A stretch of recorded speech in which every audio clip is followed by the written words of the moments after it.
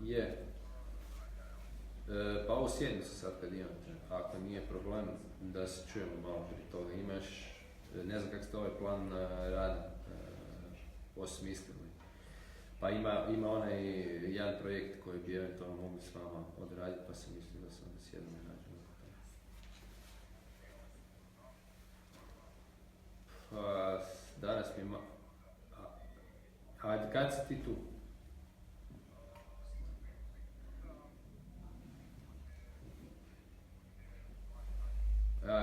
Onda bi mogli sutra ako ti nije problem. Ajde, javi mi se kad si tu negdje pa ćemo se čuti. Može, hvala ti, čujemo se. Pozdrav, Bog Bog.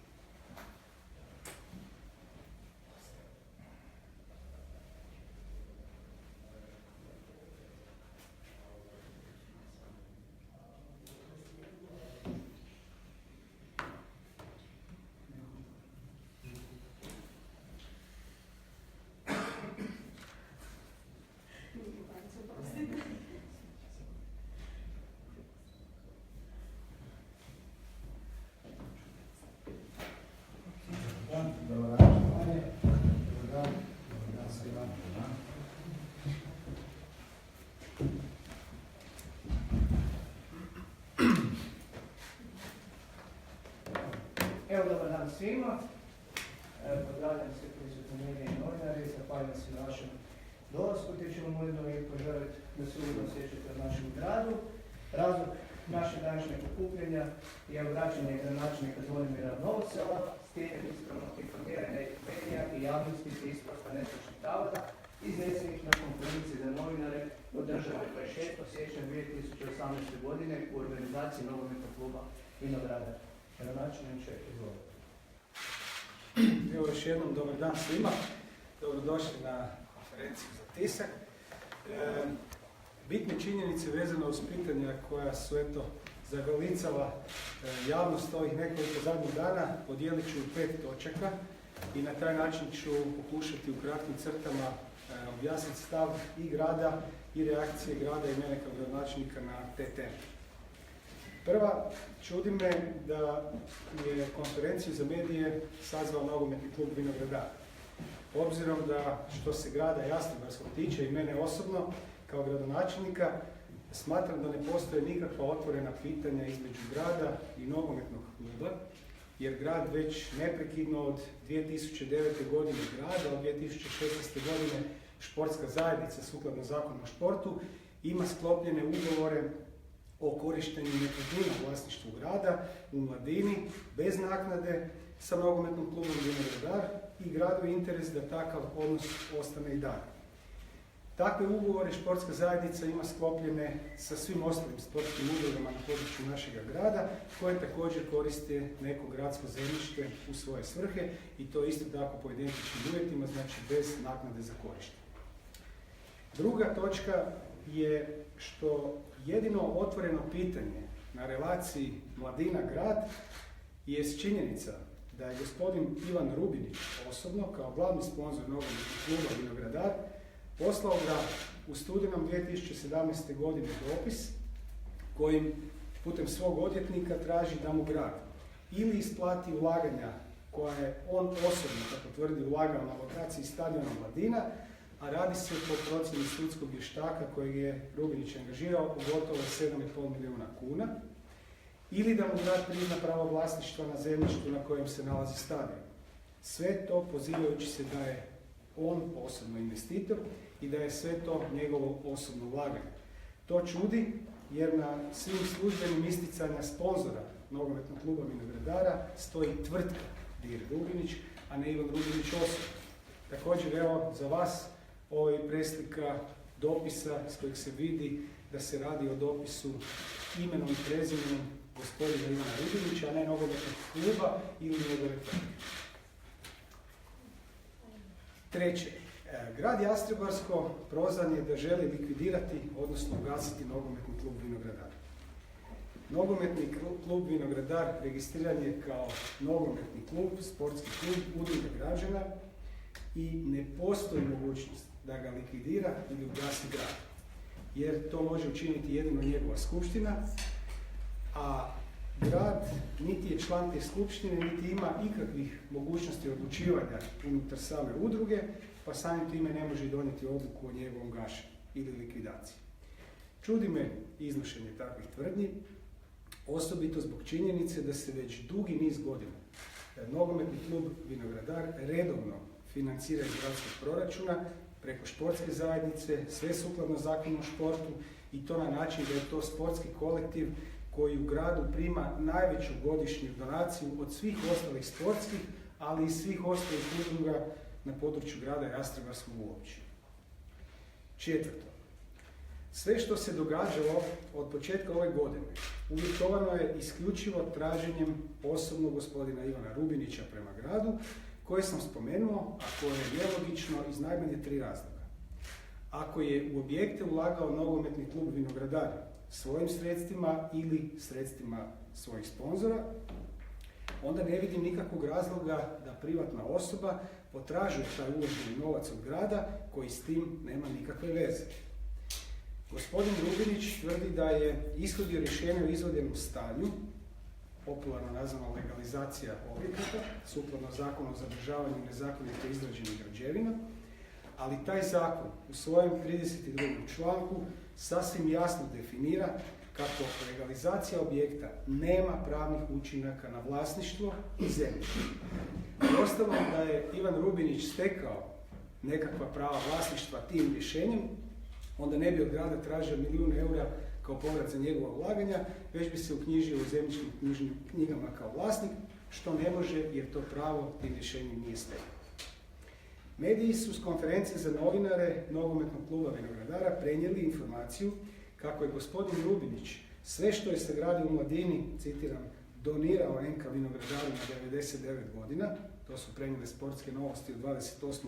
veljače 2018. godine, ne ulazeći u pitanje izvora financiranja, izvora tih sredstava, kako su se ta ulaganja prikazivala u financijskim izvještajima kluba, i ta informacija pokazuje potpuno neopravdanog zahtjeva da grad Jastrebarsko za tu nekakvu donaciju prizna pravo vlasništva Ivanu Rubiniću i osobno vrati 1 milijun kuna. Darovanje je besplatan posao, što znači da se za činidbu ne može tražiti protučinidba. Isto tako, nogometni klub Vinogradar ima već zaključen ugovor o korištenju tih nekretnina sa gradom, pa ne znam što je to Ivan Rubinić darivao klubu kad klub koristi te prostore temeljem valjanog ugovora sa športskom zajednicom. I peto, nogometni klub Vinogradar nije privatno vlasništvo gospodina Ivana Rubinića. Apeliram stoga na vodstvo kluba, njegova tijela, skupštinu, da u svojim postupcima ne budu instrumentalizirani interesima privatne osobe. Sportski interes i interes članova kluba trebao bi biti na prvom mjestu. Posebno neprimjerena i opasna je izjava predsjednika kluba nogometnog kluba Vinogradar, gospodina Miljenka Pavlakovića, koji je na konferenciji za novinare izjavio da mi, grad, antagonizam se želi stvoriti na ovom prostoru gdje djeca u školi komentiraju određena zbivanja oko nogometnog kluba, oko gospodina Ivana Rubinića, citirao sam taj njegov dio, pogotovo zato jer se radi o predsjedniku kluba u kojem ta djeca treniraju, a gospodin Pavlaković je ujedno i gradski vijećnik, pa ga pozivam da u cijeli ovaj slučaj ne uvlači i djecu. I da zaključim. Što se grada tiče, nema nikakvih neriješenih situacija sa nogometnim klubom. Cijela ova situacija isključiv je spor između privatne osobe, gospodina Ivana Rubinića i grada Jastrebarskog.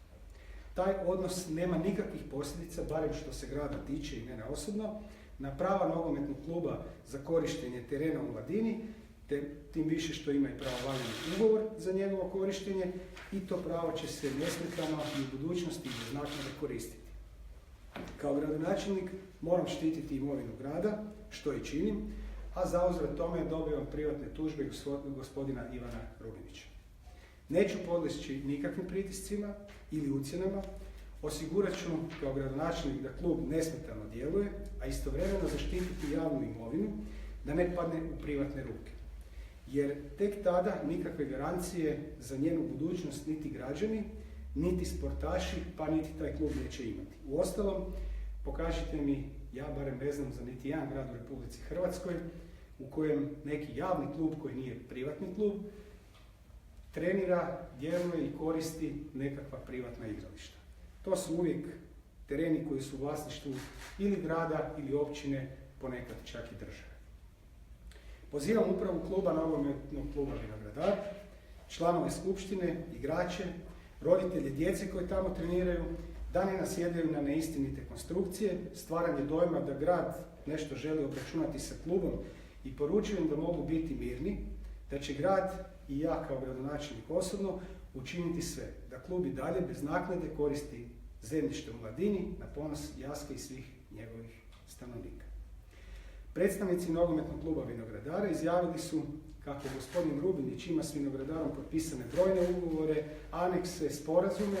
Ja evo apeliram na vodstvo Nogometnog kluba da rasvijetli i pojasne odnose sa gospodinom Ivanom Rubinićem privatno i njegovom tvrtkom kao sponzorom, da javnosti bude jasno tko je, koliko i kako ulagao novce u taj klub, te da li je to sve rađeno sukladno zakonu. Nitko tko se predstavlja i želi biti dobrotvor i sponzor kluba ne smije preko kluba ispoljavati osobne ambicija stjecanja javne imovine. Od mene evo toliko. Evo, zahvaljujem gradonačelniku. Vrijeme je za pitanja. Molim vas samo da se predstavite pod pitanje. Evo, ujedno ću i predstaviti, s nama su tu i dva zamjenika gradonačelnika, gospodin Stipe Bučar i gospodin Domagoj Šlat, koji je ujedno i predsjednik sportske zajednice. Izvolite.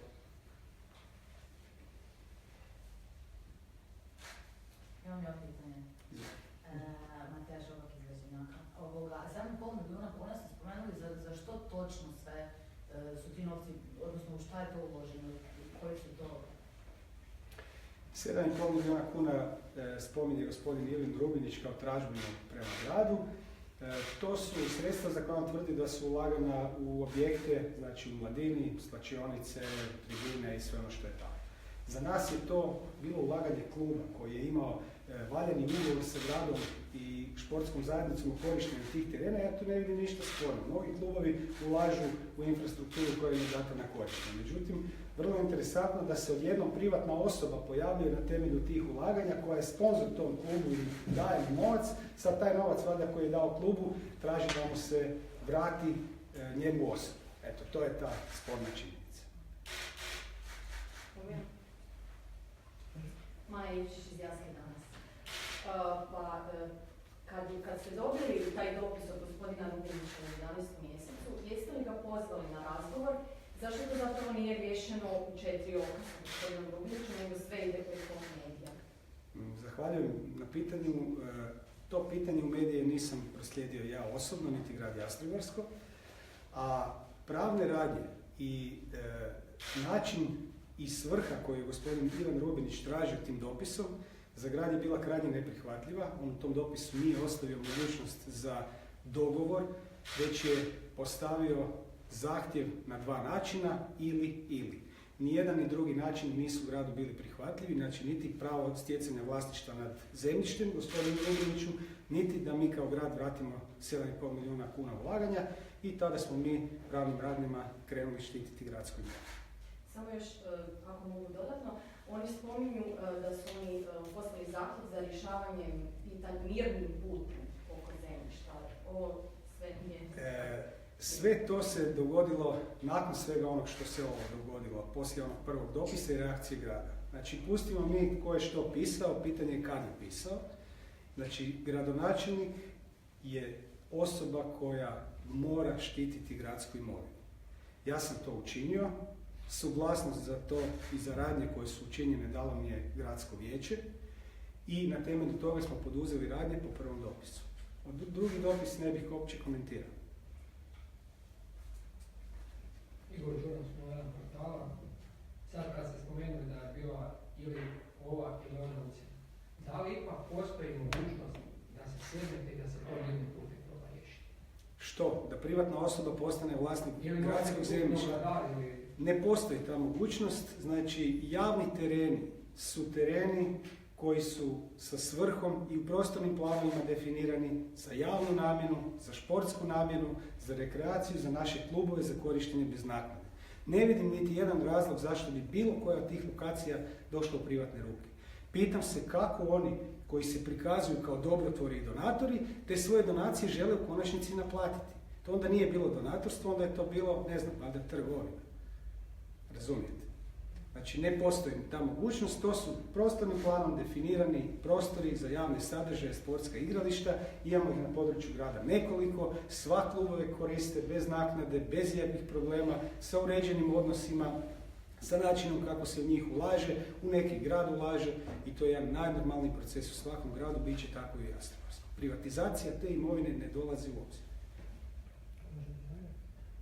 Dragan Čanović iz Kočuza, ako sad razumijem što ste rekli, zemljište je dodijeljeno NK Vinogradaru na korištenje za sportske aktivnosti, one koje ona tamo obavlja. Na koliko godina je to dodijeljeno? Ugovori se sklapaju, ja mislim, na razdoblje od 5 godina. Da, tu je ugovor, ako mogu samo ja, znači ugovor je potpisan 28. travnja 2016. godine na 5 godina, znači to je do 2021. i praktički svi klubovi koji koriste prostore koji su dani na upravljanje sportskoj zajednici imaju pravo onda i na produžetak takvih ugovora. I te ugovore redovno produžavamo, zakonski okviri postoje, ne možemo davati te ugovore na 100 godina ili više, nema niti smisla. Na kraju krajeva radi se o udrugama građana, o klubovima koji danas postoje, sutra možda ne moraju, ali evo, niti jedan klub koji je do sad koristio nije bio u situaciji da ne produži svoj ugovor.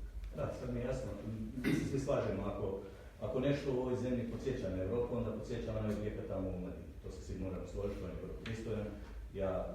Mi koji pratimo, naš portal prati nogomet i znamo da je to jedan od najboljih stadiona u toj kategoriji i bilo bi šteta da se tamo dalje ne odvija nogomet, da NK Vinogradar koji je najbolji amaterski nogometni klub, koji daje 4-5 reprezentativaca u amatersku reprezentaciju koja je europski prvak, jedan od tih reprezentativaca je i kapetan, prema tome bilo bi stvarno šteta da ovaj sport, takav jedan uspješan kolektiv, zaustavi.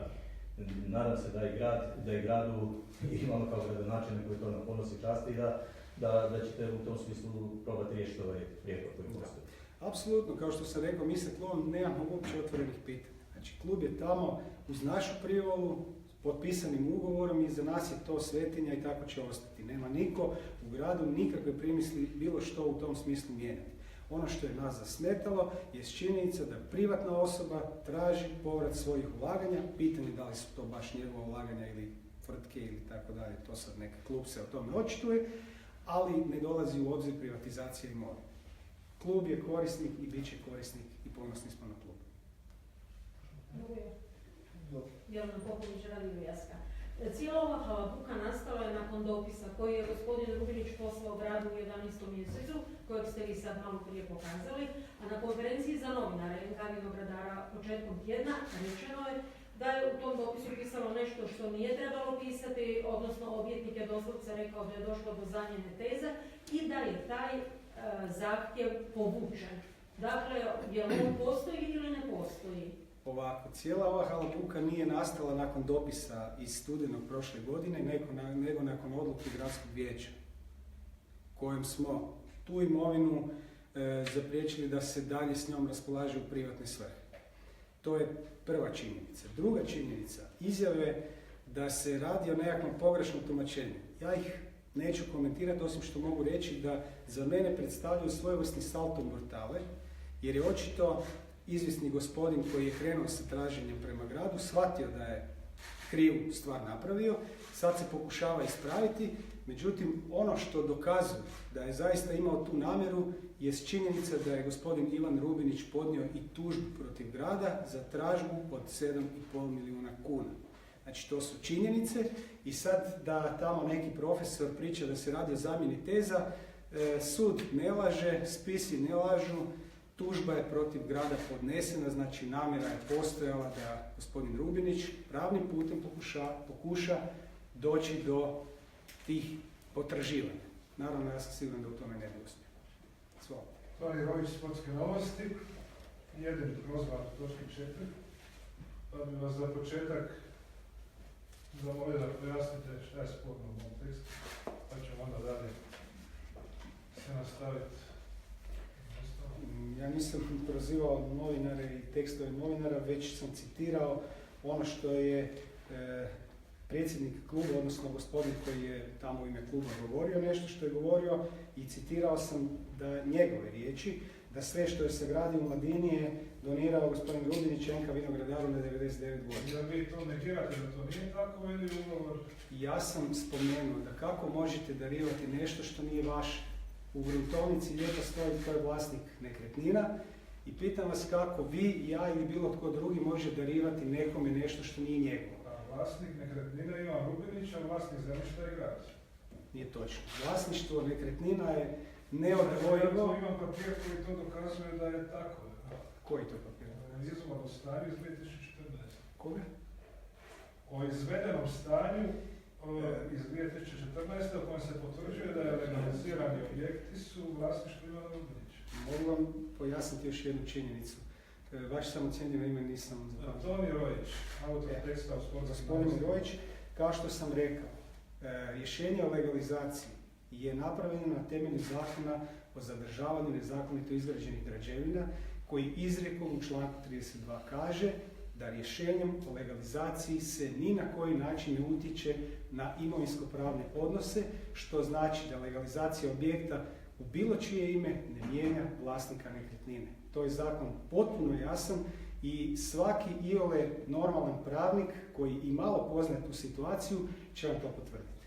To rješenje ne znači vlasništvo. Legalizirati vašu kuću mogao je vaš susjed, tome ne bi bilo nikakve zapreke i on time ne bi postao vlasnik te kuće. Znači grad je vlasnik po vama i stadiona i zemljišta.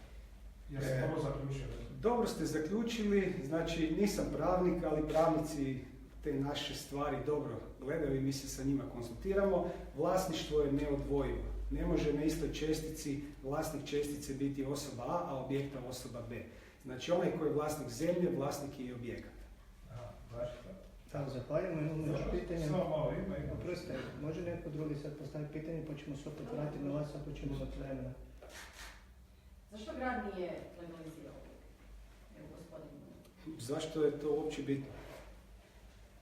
Osim toga, grad je još 2007. godine podnio zahtjev za lokacijsku dozvolu za gradnju tih objekata tamo. O tome što se tada događalo i zašto nakon toga grad nikad tu lokacijsku dozvolu nije ishodio, ja o tome ne znam, to je bilo davno prije. Međutim, kažem, uopće to nije važno. Mogao je taj objekt legalizirati nogometni klub, mogao je legalizirati grad, mogli ste ga legalizirati vi. Ničime ne biste promijenili vlasničke odnose. Kada smo znali da je legalizacija u tijeku, šta da sad tu više ne poduzimamo? Mogao je to isto učiniti i klub. Ta legalizacija podrazumijeva i određene troškove. Onda zašto bi sad netko... Netko je svojevoljno ušao u to i to ne bih uopće komentirao. To uopće nije bitno. To uopće nema veze sa rješavanjem ovih pitanja koja postoje sad između nas i gospodina Rubinića. Nikoga nije u to tijelo. Ko je gradio ono što je legalizirano? Da li grad ima spoznaje da je tamo nešto građeno? Da li je grad sudjelovao u gradnji? Da li je grad dao nekome ili klubu ili bilo kome da gradi? Jer očito je nešto napravljeno tamo što nije bilo sukladno, sad ste govorili o lokacijskoj dozvoli. Znači, bila je namjera da se tamo gradi. Nije građeno po lokacijskoj dozvoli, građeno je bespravno, zato postoji institut i legalizacije. Da li je grad znao da se tamo nešto gradi i da li je u tijeku gradnje poduzimao nekakve radnje da se tamo ta ilegalna gradnja zaustavi? Za nas je tamo korisnik prostora nogometni klub Vinogradar. Sve ono što je radio, za nas je radio nogometni klub. Kako je i tko je njima pomagao financijski, to mi nemamo saznanja. Naravno, nekakva je javna stvar da postoje donatori pa i izvjesni gospodin kao glavni ili najveći ili pretežiti donator, no međutim, za nas je tamo korisnik i graditelj bio nogometni klub. I nama tu ništa nije bilo sporo. I vi ste znali da nogometni klub gradi ilegalno? I niste ništa poduzimali kao grad da se ta ilegalna radnja kluba zaustavi. Veliki broj objekata, ako hoćete, obiteljskih kuća u Hrvatskoj je bio nelegalan. Iz tog razloga je zato i donesen zakon o zadržavanju nezakonito izgrađenih građevina, a rekao bih da tamo po meni ima još i nekih drugih pitanja. Tamo su uzurpirana i državna zemljišta i vodna dobra. Biće tamo još pitanja na koja će netko morati odgovoriti. Ja na njih ne mogu odgovoriti jer nisam u tome sudjelovao. Znam da je to prilično završeno pitanje. Ono što želim samo da svi iz ove prostorije izađete i znate da mi u odnosu na klub nemamo nikakvih problema i vjerujem da klub niti sa nama. Što se nas tiče, to je zemljište koje je njima dato na korištenje i bit će tako, a ove stvari ćemo rješavati na način kako to treba riješiti. I nećemo dozvoliti privatizaciju imovine. Mogu ja sad još nešto? Znači, ovako, Općinski sud u Novom Zagrebu stav na službu u Jastrebarskom 19.1.2018. Tužitelj, valjda je to, da, tužitelj Ivan Rubinić, u ovoj pravnoj stvari povlači tužbu. To znači da više nema ovih 7 milijuna kuna konto povuku. Pa super, evo, to nisam ni znao. A to isto pokazuje nešto, znači ako ste uložili tu tužbu pa ju povlačite, znači da ste ipak procijenili da nije baš onako kako ste tražili. Više nema spora. Pa ja to ne znam, ja to ne znam otkud vam to, ja to nemam, mi to još nismo dobili, ali ako je tako, ja sam vrlo sretan. Onda smo riješili problem. Čekajte, sam ja nešto krivo rekao ili? Pa ja vam kažem da ja to sada prvi puta čujem ili vidim. Ja znam da je uloženo, pa dobro, i šta sad? A da li imate podnesak o tužbi protiv grada? I šta tu piše? Šta gospodin Rubinić traži? A tu sve traži to što ste vi rekli. Pa točno to sam rekao, točno to traži i točno to ukazuje na ovo što sam rekao, da netko želi naplatiti svoje donacije. A piše da on to povlači. A to ja ne znam, onda se čovjek očito predomisliti. Jer je shvatio da neće to... Pa nešto mijenjamo stvari. A to pitajte njega, ja nisam ni započeo. Ja vas pitam, ja sam došao kod vas na preskonferenciju, s obzirom da ja više ja ne znam šta bi mislio. Pa ja isto ne znam šta bih mislio. Zadnje što znam je da nas je tužio. Evo, sad znam i da je tužio. Da povlači tužio. A dobro, mislim, zašto sad inzistirate na tome? Znači, to nisam vidio, kad pročitam, mogu se na to očitovati. Ja ne tu neko ono... Evo, zahvaljujemo na pitanju, da li ima još pitanja? Prilično, da me krivo ne razumijete, prilično tendencijozno nastupate u ovim pitanjima. Znači, činjenica je da je gospodin Rubinić podnio tužbu protiv grada i traži od grada 7,5 milijuna kuna. To je činjenica za koju znam i koju sam vidio. I na temelju toga reagirali smo na sve ove načine na koje smo reagirali i zbog čega danas stojim ovdje pred vama, jer sam rekao da grad na to ne pristaje. Ako je točno što ste rekli da je gospodin Rubinić povukao, znači da je pogriješio, pa se povukao.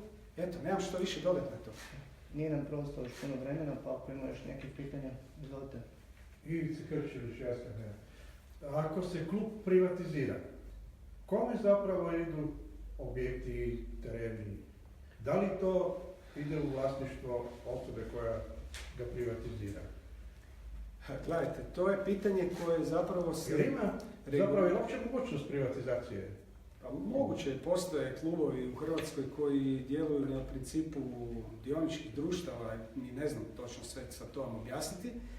Znači, ako se radi o udruzi građana, Vinogradar je udruga građana, onda se sudbina imovine kluba rješava nečim što je regulirao zakon o udrugama, a to je kroz likvidatora, imenovanje likvidatora i odredbe statuta koji propisuju što se događa sa imovinom udruge. U pravilu, ja mislim da to i zakon precizno i navodi, imovina udruge prelazi u vlasništvo jedinice lokalne samouprave na čijem se području ona nalazi, ako ima imovine. Kada bi klub bio privatni, kada bi tereni bili privatni, nakon gašenja kluba, onda bi tereni postali privatni. I još me samo zanima, vidimo da je Vinogradar angažirao pravnog zastupnika, je li vas i Vinogradar tužio? Ne, koliko ja znam ne, takve saznanja nemam. Kažem, mislim da Vinogradar i grad nemaju otvorenih pitanja, znači ne postoji ni jedna činjenica u ovom trenutku, znači Vinogradar se redovito financira iz gradskog proračuna putem športske zajednice i nesmetano koristi i ima ugovor o korištenju terena. Tako da ne znam da li bi bilo ikakvih elementa za bilo kakve spore. A mogu ja još pitati, da li ste tuženi za ono objavu na Facebooku? Jesam, gospodin Ivan Rubinić podnio privatnu tužbu protiv mene. To je njegovo pravo. A šta je rekao u toj tužbi? To nema u sebe tako da radi. Ako je privatna tužba protiv mene, onda dozvolite da to zadržim za sebe. Ali mogu komentirati činjenicu da ja sam javna osoba. Moj Facebook profil je javan, ja na njemu redovito i objavljujem sva svoja događanja, aktivnosti i participaciju u javnom životu. Nakon što je gradsko vijeće donijelo odluku koju je donijelo, nakon što smo poduzeli radnje koje smo poduzeli, objavio sam na svom osobnom profilu informaciju koja je bila pa gotovo identična onoj koju je objavio i grad dan kasnije, a čak nisam niti u toj objavi spominjao niti imena gospodina, ali očito se neko prepoznao u mojoj objavi. Ima li još pitanje? Ako su odnosi između grada i kluba Vinogradar čisti u redu, zašto svake godine sve manje novaca iz sportske zajednice ide? Raspodjelu novca ne uređuje grad.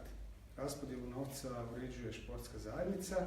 Športska zajednica je nakon dugo godina donijela kriterije financiranja. Športska zajednica je nakon dugo godina, ne znam koliko puta ste bili na skupštinama športske zajednice koja usvaja i raspodjelu i kriterije, i zapravo tek sada postoji, rekao bih, apsolutno suglasje u toj zajednici. Ja sam bio na skupštini koja je bila neki dan, znači samo jedan glas je bio protiv raspodjele novca. Ja u nju ne ulazim jer te kriterije niti razumijem, niti je to moj posao, niti želim da se grad miješa u raspodjelu novca, ali želim vjerovati da svi članovi skupštine znaju dobro kako i na koji način se to rješava. Nogometni klub Vinogradar je i dalje kolektiv koji prima najveću dotaciju iz gradskog proračuna i do sad je to bilo tako, ne samo u sportu nego i od svih drugih udruga. I mislim da se to nije promijenilo niti novim odlukom. Tako da ne vidim tu sad neku dramaturgiju, a sad ako kriteriji pokazuju nešto drugo, ne znam. Vrednuje se tu dosta parametara, pa vjerojatno ima za to neki razlog. To pitajte športsku zajednicu.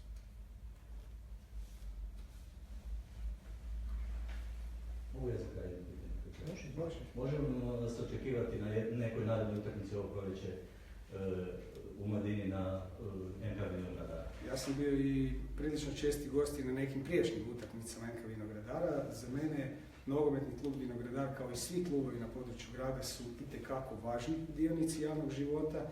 Nogometni klub Vinogradar je nogometni klub sa najvećim uspjesima na području grada. Što se igrača tiče, što se cijelog tog kolektiva tiče, ja samo simpatije gajim prema njima. Moje osobni stavovi prema pojedincu koji je doveo do ovih šumova su nešto sasvim drugo, ali klub je klub. Klub se nosi u srcu. Da li imamo još pitanja? Ukoliko nemamo pitanja, zahvaljujem gradonačelniku što vam je dao odgovore na sva pitanja i ovdje završavamo preskonferenciju.